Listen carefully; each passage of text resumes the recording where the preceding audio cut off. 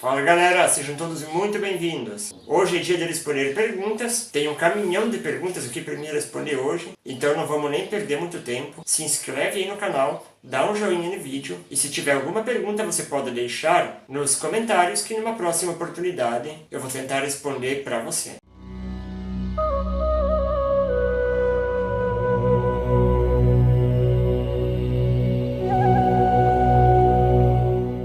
Bom pessoal, então a primeira pergunta que eu tenho aqui é de um youtuber, o Obrar Engenharia. Olá Leandro, tenho uma bela sugestão de vídeo para você. O que você acha da transcomunicação instrumental? Dê a sua opinião sobre essa incrível forma de se interagir com os amigos espíritos. Então cara, assim, na verdade, eu ainda não tive a oportunidade de estar testando essa ferramenta, ok? Mas pelo que eu tenho pesquisado, pelo que eu tenho visto, ela realmente é uma ferramenta muito eficaz para essa questão de estar se comunicando com aquelas pessoas que já não estão mais aqui no plano material. E o interessante é que ela é uma prova material e por isso mesmo é uma prova irrefutável da continuação da vida após a morte. Porque cada vez que algum espírito vai se manifestar, que ele vai estar tentando interagir com você através dessa ferramenta, é algo que todos podem ver, podem estar ouvindo e tirando sua própria conclusão sobre o fenômeno. Não é algo que vai estar só na cabeça do médium que está trazendo uma resposta ou alguma questão trazida por um espírito. Eu acho que com o avanço da nossa civilização, até mesmo o avanço das tecnologias, vai chegar um momento em que essa forma, eu acho que isso só vai acontecer, na verdade, quando a humanidade realmente estiver pronta para realmente um contato com o mundo superior de uma forma generalizada, mas vai chegar ao ponto que isso vai acontecer e vai se tornar uma ferramenta em que você pode estar conversando qualquer hora do dia com alguma pessoa que já partiu para o plano astral. É óbvio que tem muita gente que questiona essa ferramenta. Muitas pessoas até trazem um argumento de que o fato de você estar colocando, por exemplo, um aparelho de rádio em uma frequência desconhecida, uma frequência onde não tenha nenhuma emissora de rádio interferindo, talvez você esteja captando a voz de algum outro indivíduo que esteja utilizando algum aparelho de comunicação em algum outro lugar nas redondezas do seu aparato. Mas eu queria deixar aqui para vocês, eu até vou colocar o link aqui no rodapé do vídeo, sobre um documentário que tem aqui no YouTube mesmo, um documentário muito interessante que se chama Experimento Scole. Esse documentário ele girou em torno de uma série de experiências que foram feitas lá na Inglaterra com um grupo de médiums e um grupo de cientistas. Então os cientistas eles queriam colocar à prova todas essas ferramentas, essas formas de comunicação com o mundo invisível, exatamente como aconteceu na época em que Kardec começou as suas pesquisas e estudos antes de elaborar a doutrina espírita. Então um grupo de cientistas eles procuraram adequar todo o ambiente nos porões de uma casa, de modo a eliminar toda e qualquer possibilidade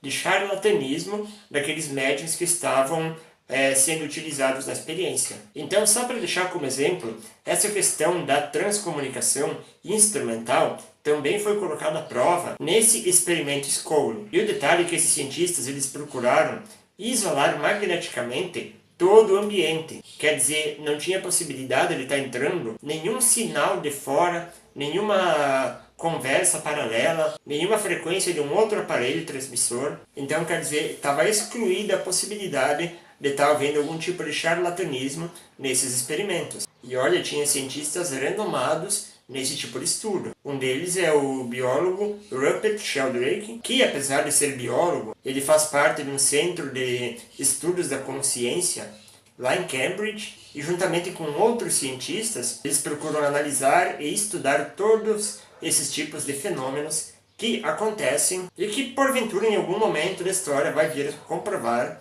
a continuidade da existência da consciência humana mesmo depois da morte do corpo físico. Então dá uma assistida aí, eu acho que é muito interessante e muito válido a gente estar se inteirando um pouco mais sobre esse tipo de ferramenta. É óbvio que um dos problemas da transcomunicação instrumental é que é mais ou menos parecido com aquela questão que o Chico Xavier dizia, né? Que a ligação só funciona de lá para cá. No caso da mediunidade isso é verdadeiro. No caso da transcomunicação instrumental, o grande problema é que você até faz, entre aspas, a ligação para o mundo do lado de lá, mas tem que ter alguém que vai atender essa ligação, né? Então, se não tiver ninguém disposto ou que seja permitido estar conversando com você pelo instrumento, simplesmente não vai acontecer. Mas como eu disse anteriormente, isso é muito ligado ainda ao provável baixo padrão de evolução que a humanidade ainda se encontra, então sempre vai ficar alguma questão que possa servir para o ceticismo de alguns. Mas quando a evolução alcançar um patamar realmente mais elevado, aí sim a gente vai ter a possibilidade de estar não apenas conversando, mas estar provando para tudo e para todos que realmente a vida continua depois da morte e que ela é a nossa realidade, ok? A segunda pergunta então é do Ricardo.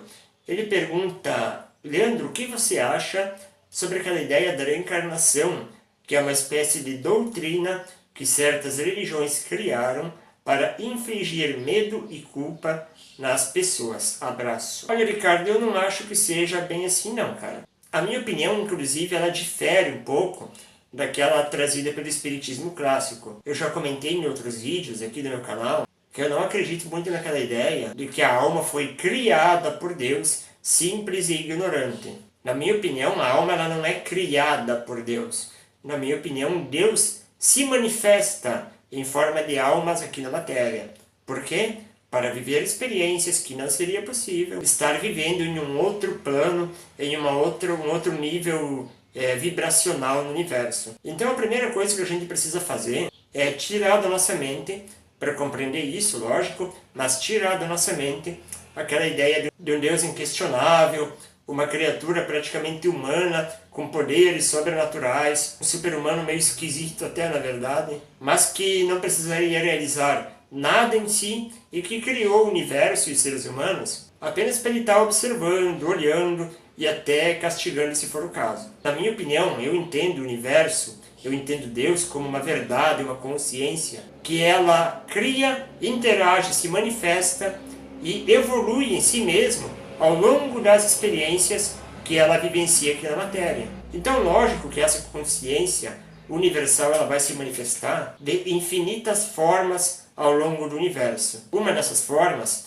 é a forma humana, que somos eu e você. Então, vivendo essas experiências, você vai estar realizando algo que existia apenas como possibilidade na consciência universal. Um exemplo bem tosco, mas só para poder explicar um pouco. Imagine que você, enquanto alma, está lá no seio de Deus, digamos assim, curtindo o paraíso celeste. E de repente você descobre, olha, eu gostaria de provar o que é a dualidade do bem e do mal. Eu gostaria de provar a dualidade do doença e saúde.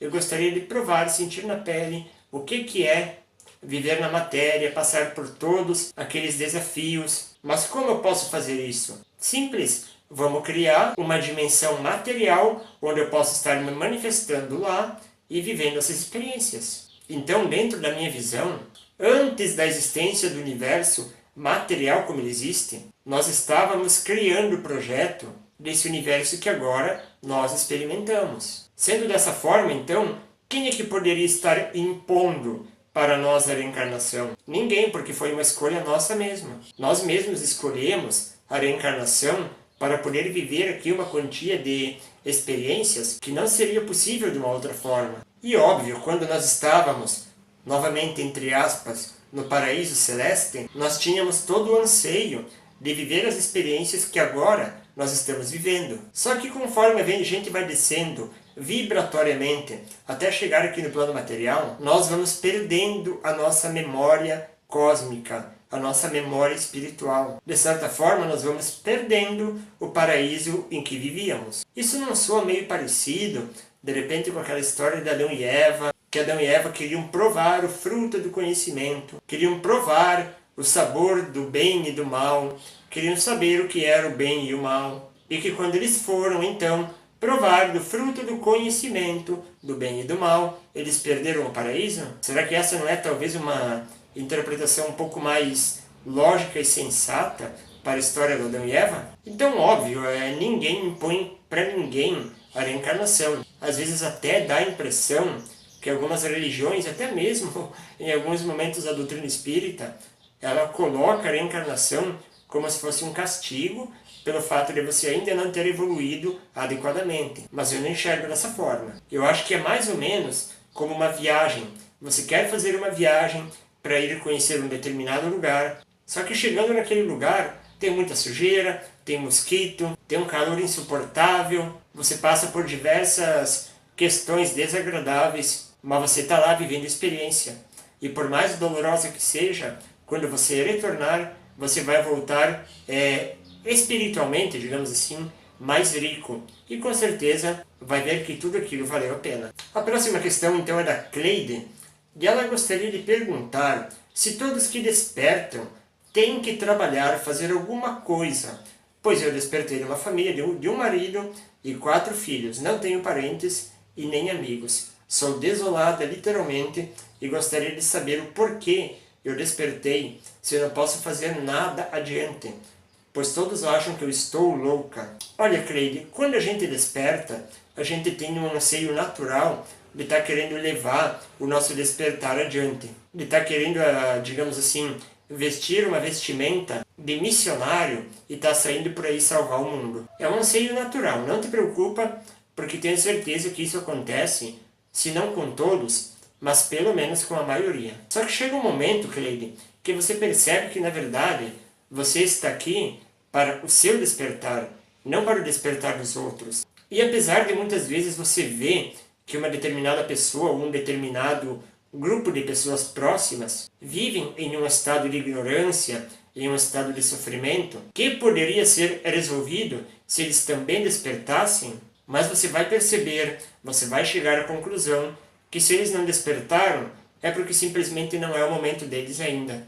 Você despertou hoje, mas quem sabe há quantas vidas nós viemos batendo a cabeça, batendo o pé na quina da porta, maldizendo Deus e o mundo, achando que o mundo é uma droga, conspirando, falando mal de tudo que está acontecendo conosco, achando que o mundo é injusto e tudo mais, para só agora, nessa vida, a gente realmente despertar. E o detalhe é que, mesmo que nós tenhamos passado por todo tipo de dor, de sofrimento, em outras vidas, nenhum mentor se materializou na tua frente para forçar o teu despertar, para te obrigar a evoluir. E por que eles não fazem isso? Porque eles respeitam muito o nosso despertar interior. Eles entendem que para haver realmente uma evolução espiritual, o despertar tem que ser o resultado de um movimento interno e não de uma imposição externa. Então isso significa que está tudo certo. Você com o teu despertar, as outras pessoas com o momento delas, cada um está vivendo exatamente aquilo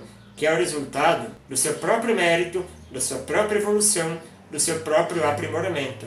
E se você está vivendo no meio de pessoas que talvez até não agreguem evolutivamente para você, que às vezes até dão a impressão de que estão estagnando a sua evolução, mas quem sabe não é aí a oportunidade de você aprender a desenvolver algum atributo moral, algum tipo de compaixão, de entendimento, de respeito pela dificuldade do próximo. Quem sabe não é a oportunidade, inclusive, de você deixar pelo menos o teu exemplo de evolução. Quem disse que para realmente você evoluir você tem que sair salvando o mundo? Você tem que simplesmente despertar e deixar o teu rastro de evolução, deixar o teu exemplo. Isso já basta. Então não se sinta sozinha, fica tranquila, porque em algum momento você vai estar encontrando, mesmo que você mora numa cidade pequena ou não sei, mas em algum momento tu vai encontrar outras pessoas que estão identificadas na mesma busca que você. E aí você vai ver como essas pessoas realmente vão te acrescentar, vão estar agregando algo para a tua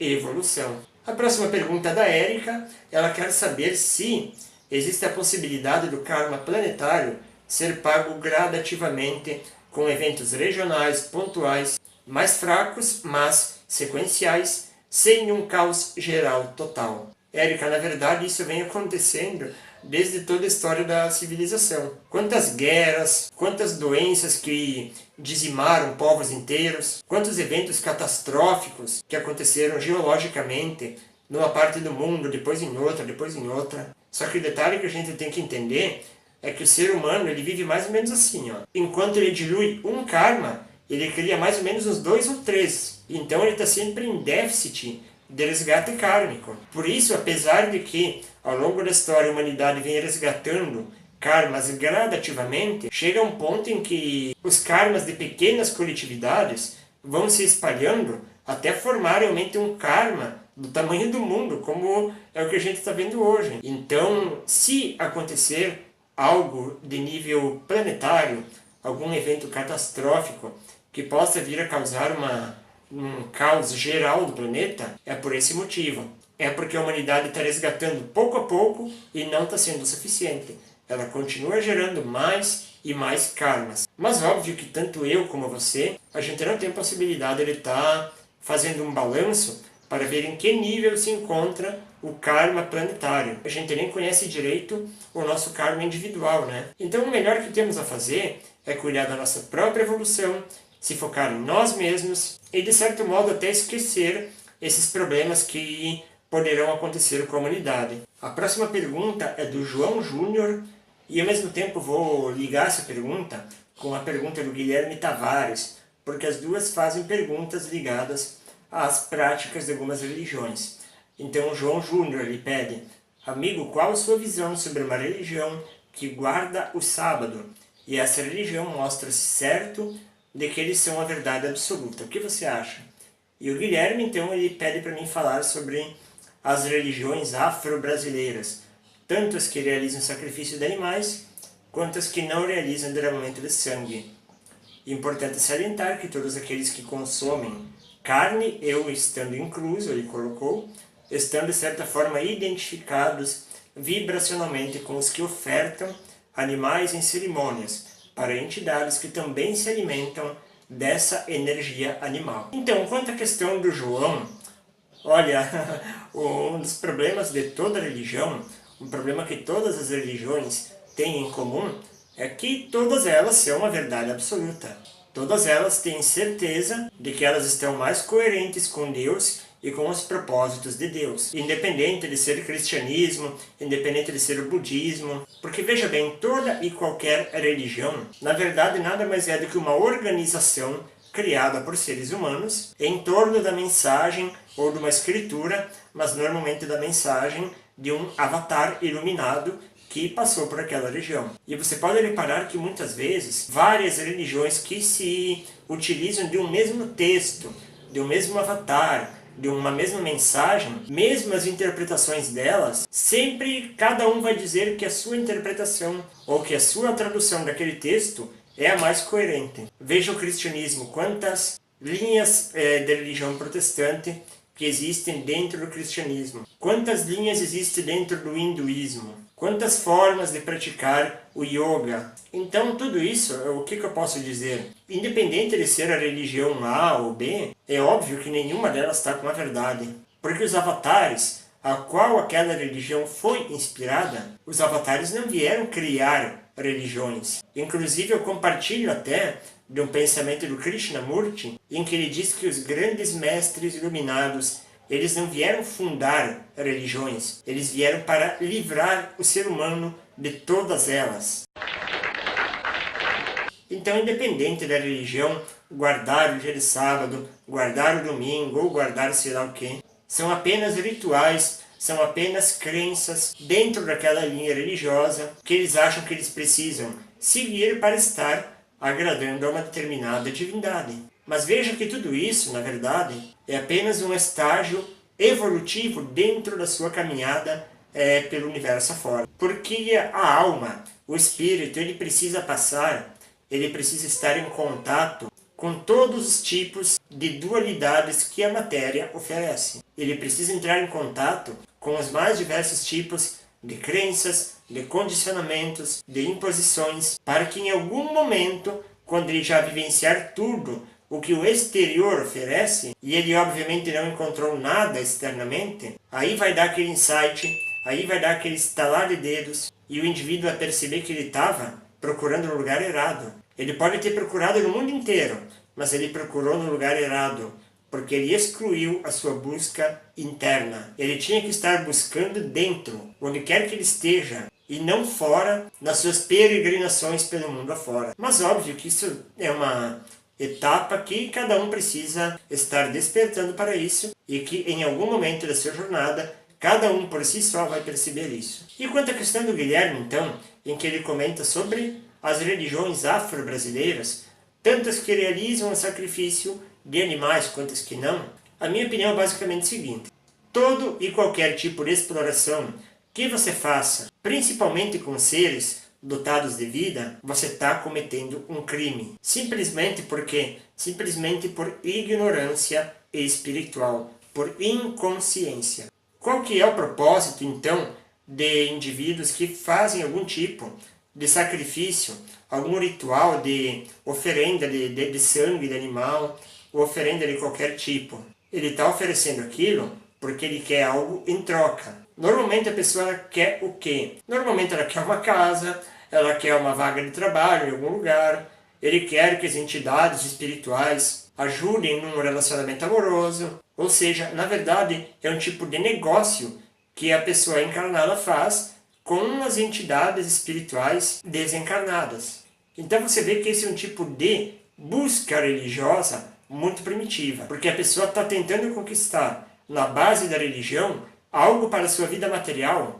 Ela não está tentando construir uma caminhada espiritual interna. Ela está tentando construir algo que, ironicamente, vai ficar aqui depois do dia que ela desencarnar. Agora, claro, existe o outro lado da moeda também.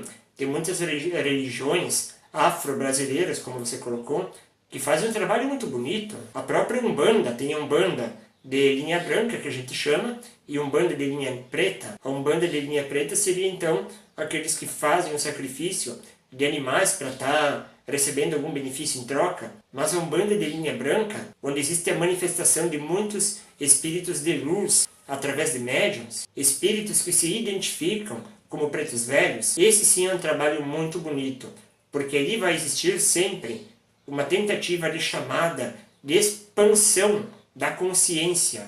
Ali vai existir uma chamada sempre para você estar voltando para dentro da sua própria consciência, para você estar revendo hábitos, valores, crenças e tudo aquilo que não é condizente com a sua caminhada espiritual. Agora você comentou uma coisa interessante. Será que as pessoas que se alimentam ainda de carne, principalmente no Natal, é muito comum no Natal, né? Você está colocando um peru, um chester no forno para comemorar, para celebrar a vinda de Jesus. Será que de certa forma não é um tipo de oferenda bem grosseira que nós estamos fazendo? Então a minha opinião é que se nós realmente quisermos estar habitando o planeta Terra com uma transformação, com a chegada da Era da Luz, nós precisamos agir para a luz. Nós não podemos mais agir para as trevas. E tem uma coisa também que pouca gente se questiona. Muita gente acha que é inocente e que Deus até aprova ou aprovaria você se alimentar de carne, você ir no mercado, comprar um pedaço de carne. Mas cara, faz um teste.